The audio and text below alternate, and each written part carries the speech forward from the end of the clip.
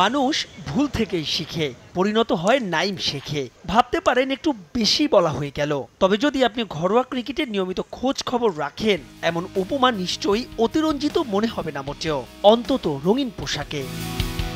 সবশেষ ৬ মাসে NCL, BPL আর DPL দুইটা টপ স্কোরার, প্রিমিয়ারে এখন পর্যন্ত দ্বিতীয় সর্বোচ্চ।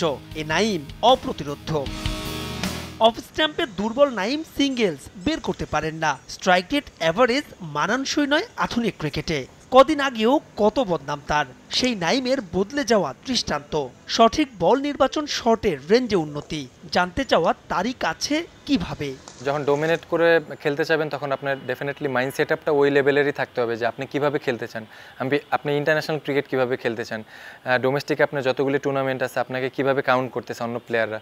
তো এই জিনিসগুলি আমার কাছে অনেক ম্যাটার করে। আমার মাইন্ড সেট আপ মনে হয় এখন আমি পজিটিভভাবে চিন্তা করি, যেটা আমি 5 বছর আগে হয়তো চিন্তা করিনি যে আমার এইভাবে খেলা উচিত। ঐচ্ছিক অনুশীলনেও ঘন্টার পর ঘন্টা নেটে কাটানো, অফ সিজনে ছেলেবেলার কোচ আনোয়ার হোসেনের সঙ্গে ভুল ত্রুটি নিয়ে কাজ করা, ব্যক্তিগত মাইন্ড আর ফিটনেস ট্রেনার, সবকিছুই নাইম করেছেন নিয়ম মেনে। অফ সিজনে স্পিন বল, পেস বল বোধ জায়গা নিয়ে অনেক কাজ করছে। 2019, 20, 21 ওইটা আমার থেকে প্রায় 4-5 বছর আগে। তো ওই সময়ে আমি অনেক শেখার চেষ্টা করছি।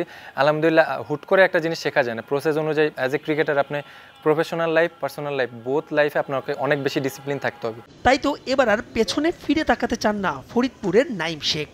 ওপেনিং স্লটে নির্বাচকদের রাডারে থাকা এই ক্রিকেটার সব ঠিক থাকলে ফিরছেন লঙ্কা সিরিজেই। নেগেটিভ পজিটিভ এগুলি কোনো কিছু মাথায় নেওয়ার চেষ্টা করতেছি না।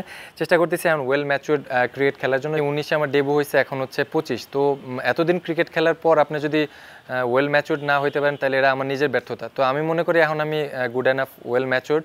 দারুণ ফর্মের পরেও ডিপিএলে দলকে সুপার লিগে তুলতে না পারার আক্ষেপ আছে নাইম শেখের। তবে তার দৃষ্টি 2027 ওয়ানডে বিশ্বকাপে।